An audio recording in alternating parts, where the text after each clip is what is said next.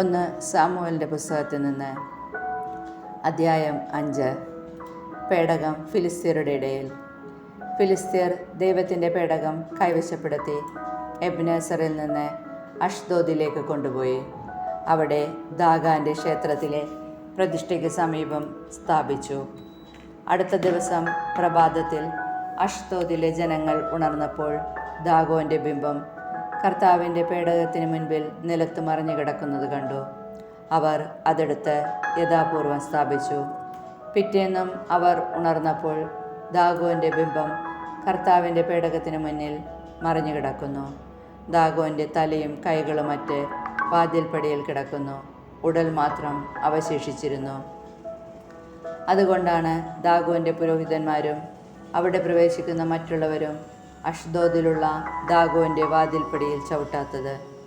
കർത്താവിൻ്റെ കരം അഷ്ദോദിലുള്ള ജനങ്ങൾക്കെതിരെ പ്രബലമായി.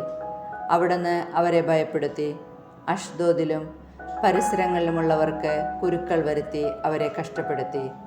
അത് കണ്ട് അഷ്ദോദിലെ ജനങ്ങൾ പറഞ്ഞു, ഇസ്രായേലിൻ്റെ ദൈവത്തിൻ്റെ പേടകം നമ്മുടെ ഇടയിലിരിക്കേണ്ട. അവിടുത്തെ കരം നമ്മുടെയും നമ്മുടെ ദേവനായ ദാഗോൻ്റെയും മേൽ പ്രബലപ്പെട്ടിരിക്കുന്നു. അവർ ആളയച്ച് ഫിലിസ്ത്യ പ്രഭുക്കന്മാരെയെല്ലാം വിളിച്ചുകൂട്ടി, ഇസ്രായേലിയരുടെ ദൈവത്തിൻ്റെ പേടകം നാം എന്താണ് ചെയ്യേണ്ടതെന്ന് ചോദിച്ചു. ഗത്തിലേക്ക് കൊണ്ടുപോകാമെന്ന് അവർ പറഞ്ഞു. ദൈവത്തിൻ്റെ പേടകം അവർ അങ്ങോട്ട് കൊണ്ടുപോയി. അവിടെ എത്തിയപ്പോൾ കർത്താവ് ആ നഗരത്തെയും ശിക്ഷിച്ചു. ജനങ്ങൾ സംഭ്രാന്തരായി. ആ ബാലവൃന്ദം ജനങ്ങളും കുരുക്കൾ മൂലം കഷ്ടപ്പെട്ടു. അതിനാൽ ദൈവത്തിൻ്റെ പേടകം അവർ എക്രോണിലേക്ക് അയച്ചു. എന്നാൽ പേടകം എക്രോണിലെത്തിയപ്പോൾ തദ്ദേശവാസികൾ മുറവിളി കൂട്ടി, നമ്മെയും നമ്മുടെ ജനത്തെയും നശിപ്പിക്കാൻ ഇസ്രായേലിൻ്റെ ദൈവത്തിൻ്റെ പേടകം നമ്മുടെ അടുത്തേക്ക് കൊണ്ടുവന്നിരിക്കുന്നു. അവർ വീണ്ടും ഫിലിസ്ത്യ പ്രഭുക്കന്മാരെ വിളിച്ചുകൂട്ടി, ഇസ്രായേല്യരുടെ ദൈവത്തിൻ്റെ പേടകം വിട്ടുകൊടുക്കുക, നമ്മെയും നമ്മുടെ ജനത്തെയും നശിപ്പിക്കാതിരിക്കാൻ അത് തിരിച്ചയക്കുക എന്ന് പറഞ്ഞു. സംഭ്രാന്തി നഗരത്തെ മുഴുവൻ ബാധിച്ചു. കാരണം ദൈവം അവരെ കഠിനമായി ശിക്ഷിച്ചുകൊണ്ടിരുന്നു. മരിക്കാതെ അവശേഷിച്ചവരെ കുരുക്കൾ ബാധിച്ചു. നഗരവാസികളുടെ നിലവിളി ആകാശത്തിലേക്കുയർന്നു. അധ്യായം 6. പേടകം തിരിച്ചെത്തുന്നു. കർത്താവിൻ്റെ പേടകം 7 മാസം ഫിലിസ്ത്യരുടെ രാജ്യത്തായിരുന്നു. ഫിലിസ്ത്യർ പുരോഹിതന്മാരെയും ജ്യോത്സ്യന്മാരെയും വിളിച്ചു വരുത്തി ചോദിച്ചു, കർത്താവിൻ്റെ പേടകം നാം എന്തു ചെയ്യണം? പൂർവ്വസ്ഥാനത്തേക്ക് തിരിച്ചയക്കുമ്പോൾ അതോടൊപ്പം നാം എന്താണ് കൊടുത്തയക്കേണ്ടത്? അവർ പറഞ്ഞു, ഇസ്രായേലിയരുടെ ദൈവത്തിൻ്റെ പേടകം തിരിച്ചയക്കുന്നത് വെറും കൈയോടെ ആകരുത്. ഒരു പ്രായശ്ചിത്ത ബലിക്കുള്ള വസ്തുക്കൾ തീർച്ചയായും കൊടുത്തയക്കണം. അപ്പോൾ നിങ്ങൾ സുഖം പ്രാപിക്കുകയും അവിടുത്തെ കരം നിങ്ങളിൽ നിന്ന് പിൻവലിക്കാത്തതിൻ്റെ കാരണം മനസ്സിലാവുകയും ചെയ്യും. എന്തു വസ്തുവാണ് പ്രായശ്ചിത്ത ബലിക്ക് ഞങ്ങൾ അവിടത്തേക്ക് അർപ്പിക്കേണ്ടതെന്ന് ഫിലിസ്ത്യർ ചോദിച്ചു. അവർ പറഞ്ഞു, ഫിലിസ്ത്യ പ്രഭുക്കന്മാരുടെ സംഖ്യ അനുസരിച്ച് സ്വർണ്ണനിർമ്മിതമായ 5 കുരുക്കളും 5 എലികളുമാകട്ടെ. കാരണം നിങ്ങൾക്കും നിങ്ങളുടെ പ്രഭുക്കന്മാർക്കും ഒരേ ബാധ തന്നെയാണല്ലോ ഉണ്ടായത്. അതുകൊണ്ട് നിങ്ങൾ നിങ്ങളുടെ കുരുക്കളുടെയും നിങ്ങളുടെ നാട് നശിപ്പിച്ച എലികളുടെയും രൂപം തന്നെ ഉണ്ടാക്കണം. അങ്ങനെ ഇസ്രായേല്യരുടെ ദൈവത്തിൻ്റെ മഹിമയെ പ്രകീർത്തിക്കുവിൻ. നിങ്ങളുടെയും നിങ്ങളുടെ ദേവന്മാരുടെയും നിങ്ങളുടെ നാടിൻ്റെയും മേൽ ശക്തിപ്പെട്ടിരിക്കുന്ന കരം അവിടുന്ന് പിൻവലിച്ചേക്കാം. ഈജിപ്തുകാരെയും ഫറവോയെയും പോലെ നിങ്ങളും എന്തിന് കഠിനഹൃദയരാകുന്നു? അവിടുന്ന് അവരെ പരിഹാസപാത്രമാക്കിയതിനു ശേഷമല്ലേ നാടുവിടാൻ ഈജിപ്തുകാർ ഇസ്രായേല്യരെ അനുവദിച്ചതും അവർ പോയതും? അതുകൊണ്ട് നിങ്ങളൊരു പുതിയ വണ്ടി ഉണ്ടാക്കി ഒരിക്കലും നുകം വെച്ചിട്ടില്ലാത്ത 2 കറവ പശുക്കളെ കെട്ടുവിൻ. അവയുടെ കുട്ടികൾ വീട്ടിൽ നിന്ന് കൊള്ളട്ടെ. കർത്താവിൻ്റെ പേടകമെടുത്ത് വണ്ടിയിൽ വയ്ക്കുക. പ്രായശ്ചിത്ത ബലിക്ക് നിങ്ങൾ തയ്യാറാക്കിയ സ്വർണ്ണയുരുപ്പിടികളും പെട്ടിക്കുള്ളിലാക്കി അതിൻ്റെ ഒരു വശത്ത് വയ്ക്കുവിൻ. നിങ്ങൾ നിരീക്ഷിച്ചു കൊണ്ടിരിക്കുവിൻ. സ്വന്തം നാടായ ബത്ഷെമേഷിലേക്കാണ് അവ പോകുന്നതെങ്കിൽ തീർച്ചയായും അവിടുത്തെ കരങ്ങളാണ് ഈ വലിയ അനർത്ഥം നമുക്ക് വരുത്തിയത്. അല്ലെങ്കിൽ അവിടുന്നല്ല നമ്മെ ശിക്ഷിച്ചതെന്നും അവ യാദൃശ്ചികമായി സംഭവിച്ചതാണെന്നും നമുക്ക് അനുമാനിക്കാം. അവർ അപ്രകാരം ചെയ്തു. 2 കറവ പശുക്കളെ കൊണ്ടുവന്ന് വണ്ടിക്ക് കെട്ടി കിടാക്കളെ വീട്ടിൽ നിർത്തി. കർത്താവിൻ്റെ പേടകത്തോടൊപ്പം സ്വർണ്ണ നിർമ്മിതമായ കുരുക്കളും എലികളുമുള്ള പെട്ടിയും അതിനുള്ളിൽ വെച്ചു. പശുക്കൾ ബെത്ഷെമെഷിലേക്കുള്ള പെരുവഴിയിലൂടെ അമറിക്കൊണ്ട് ഇടം വലം നോക്കാതെ നേരെ പോയി. ഫിലിസ്ത്യ പ്രഭുക്കന്മാർ ബെത്ഷെമെഷ് അതിർത്തി വരെ അവയെ അനുധാവനം ചെയ്തു. ബെത്ഷെമെഷിലെ ജനങ്ങൾ വയലിൽ ഗോതമ്പ് കൊയ്തുകൊണ്ടിരിക്കുകയായിരുന്നു. തലയുയർത്തി നോക്കിയപ്പോൾ കണ്ടത് കർത്താവിൻ്റെ പേടകമാണ്. അവർ അത്യധികം ആനന്ദിച്ചു. വണ്ടി ബെത്ഷെമെഷുകാരനായ ജോഷുവയുടെ വയലിൽ ചെന്ന് നിന്നു. ഒരു വലിയ കല്ല് അവിടെ ഉണ്ടായിരുന്നു. വണ്ടിക്ക് ഉപയോഗിച്ചിരുന്ന മരം വെട്ടിക്കീറി പശുക്കളെ ദഹനബലിയായി അവർ കർത്താവിന് സമർപ്പിച്ചു. ലേവ്യർ കർത്താവിൻ്റെ പേടകവും അതോടൊപ്പം സ്വർണ്ണയുരുപ്പിടികൾ വെച്ചിരുന്ന പെട്ടിയും താഴെ ഇറക്കി ആ വലിയ കല്ലിന്മേൽ വെച്ചു. ബെത്ഷെമെഷിലെ ജനങ്ങൾ അന്ന് ദഹനബലികളും ഇതരബലികളും കർത്താവിന് സമർപ്പിച്ചു. ഇത് കണ്ടതിന് ശേഷം ഫിലിസ്ത്യ പ്രഭുക്കന്മാർ 5 പേരും അന്ന് തന്നെ എക്രോണിലേക്ക് മടങ്ങി. കർത്താവിനെ പ്രായശ്ചിത്ത ബലിയായി ഫിലിസ്ത്യർ സമർപ്പിച്ച സ്വർണ്ണക്കുരുക്കളിൽ ഒന്ന് അഷ്ദോദിനും മറ്റൊന്ന് ഗാസായിക്കും, മൂന്നാമത്തേത് അഷ്കലോനും, നാലാമത്തേത് ഗത്തിനും, അഞ്ചാമത്തേത് എക്രോണിനും വേണ്ടിയായിരുന്നു. സ്വർണ്ണ എലികൾ ഫിലിസ്ത്യ പ്രഭുക്കന്മാരുടെ അധീനതയിലുള്ള കോട്ടകളാൽ ചുറ്റപ്പെട്ട നഗരങ്ങളുടെയും തുറസായ ഗ്രാമങ്ങളുടെയും സംഖ്യ അനുസരിച്ചായിരുന്നു. കർത്താവിൻ്റെ പേടകം ഇറക്കി വെച്ച ആ വലിയ കല്ല് ഈ സംഭവത്തിന് സാക്ഷിയായി ഇന്നും ബെത്ഷെമെഷുകാരനായ ജോഷുവയുടെ വയലിലുണ്ട്. കർത്താവിൻ്റെ പേടകത്തിലേക്ക് എത്തി നോക്കിയ 70 ബെത്ഷെമെഷുകാരെ അവിടുന്ന് വധിച്ചു. കർത്താവ് അവരുടെ ഇടയിൽ കൂട്ടക്കൊല നടത്തിയതുകൊണ്ട് അവർ വിലപിച്ചു. ബെത്ഷെമെഷിലെ ആളുകൾ പറഞ്ഞു, കർത്താവിൻ്റെ സന്നിധിയിൽ, പരിശുദ്ധനായ ഈ ദൈവത്തിൻ്റെ സന്നിധിയിൽ നിൽക്കാൻ ആർക്ക് കഴിയും? നമ്മുടെ അടുത്തു നിന്ന് അവിടുത്തെ എങ്ങോട്ട് അയക്കും? അവർ ദൂതന്മാരെ കിരിയാത്ത് യെയാറിമിലെ ജനങ്ങളുടെ അടുത്തയച്ച് പറഞ്ഞു, കർത്താവിൻ്റെ പേടകം ഫിലിസ്തീർ തിരിച്ചയച്ചിരിക്കുന്നു, നിങ്ങൾ വന്ന് ഏറ്റെടുത്തുകൊള്ളുവിൻ. അധ്യായം 7. കിരിയാത്ത് യെയാറിമിലെ ആളുകൾ വന്ന് കർത്താവിൻ്റെ പേടകം ഗിരിമുകളിൽ താമസിച്ചിരുന്ന അബിനാദാബിൻ്റെ ഭവനത്തിൽ എത്തിച്ചു. അത് സൂക്ഷിക്കുന്നതിന് അബിനാദാബിൻ്റെ പുത്രൻ എലയാസറിനെ അവർ അഭിഷേകം ചെയ്തു. സാമുവൽ ന്യായാധിപൻ.